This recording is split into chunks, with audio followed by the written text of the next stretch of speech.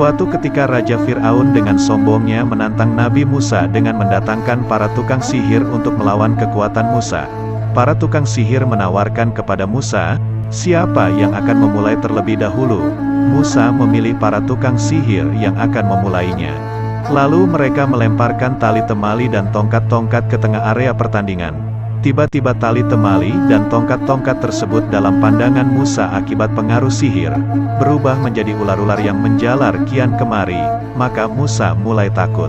Allah Subhanahu wa Ta'ala berfirman, setelah mereka berkumpul, mereka berkata, "Hai Musa, pilihlah, apakah kamu yang melemparkan dahulu atau kamikah orang yang mula-mula melemparkan?" Berkata Musa, "Silahkan kamu sekalian melemparkan." Maka tiba-tiba tali-tali dan tongkat-tongkat mereka terbayang kepada Musa seakan-akan ia merayap cepat lantaran sihir mereka. Maka Musa merasa takut dalam hatinya. Quran Surat Toha ayat 65-67. Sihir tidak bisa merubah kenyataan. Tali temali pada hakikat tetap menjadi tali temali, tidak pernah berubah jadi ular-ular. Ilmu sihir bisa membuat dalam pandangan orang yang melihat tali temali itu berubah jadi ular. Tukang sihir bisa saja menyihir bongkahan batu jadi emas, tetapi sebenarnya bongkahan batu itu tidak pernah berubah jadi emas. Hanya orang-orang yang kena pengaruh sihir melihatnya seperti emas. Kalau sihir bisa mengubah kenyataan, tentu para tukang sihir di dunia akan menjadi kaya raya sehingga tidak perlu bersusah payah lagi mencari nafkah. Akibat pengaruh sihir, Musa menjadi takut melihat ular-ular yang begitu banyak merayap, maka Allah segera menegurnya agar tidak takut, karena yang diberikan kepada Musa, yaitu mukjizat tongkat bisa berubah menjadi ular yang akan mengalahkan semuanya itu. Allah Subhanahu wa Ta'ala berfirman, "Kami berkata, janganlah kamu takut, sesungguhnya kamulah yang paling unggul, dan lemparkanlah apa yang ada di tangan kananmu.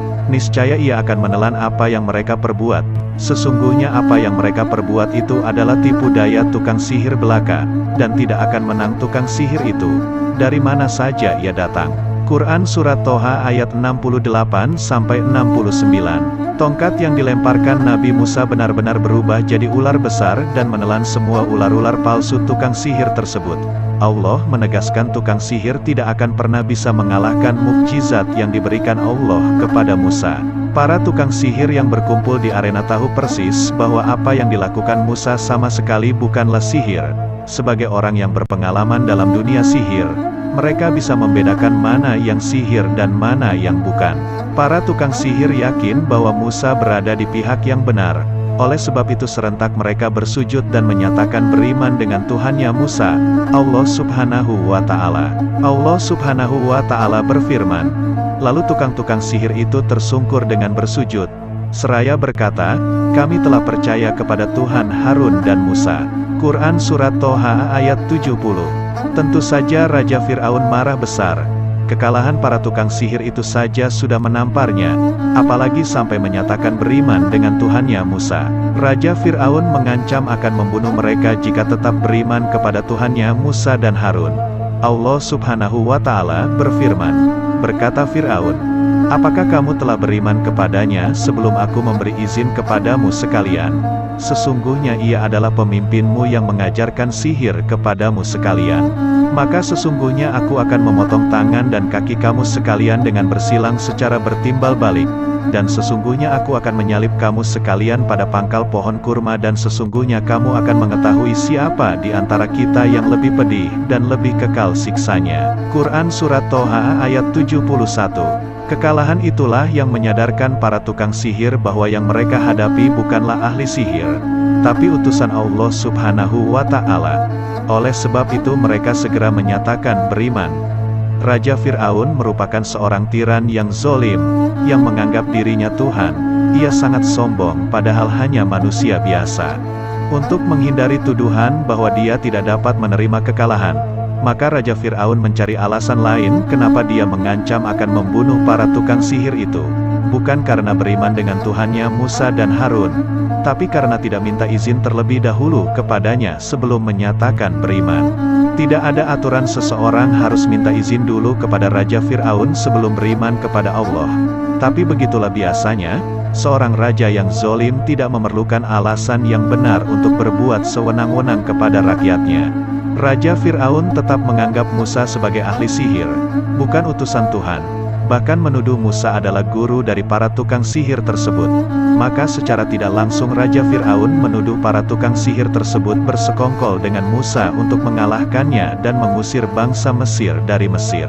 Ternyata, di luar dugaan Raja Fir'aun, para tukang sihir itu sama sekali tidak takut dengan ancamannya. Mereka tetap mempertahankan keimanan yang baru saja mereka terima, apapun yang akan terjadi. Allah Subhanahu wa Ta'ala berfirman, mereka berkata, kami sekali-kali tidak akan mengutamakan kamu daripada bukti-bukti yang nyata, yang telah datang kepada kami dan daripada Tuhan yang telah menciptakan kami. Maka putuskanlah apa yang hendak kamu putuskan. Sesungguhnya kamu hanya akan dapat memutuskan pada kehidupan di dunia ini saja. Quran Surat Toha ayat 72.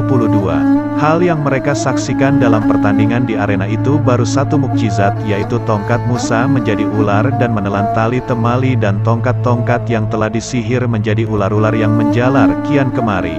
Tetapi kenapa dalam ayat disebutkan dalam bentuk jamak yaitu mukjizat, bukan mukjizah?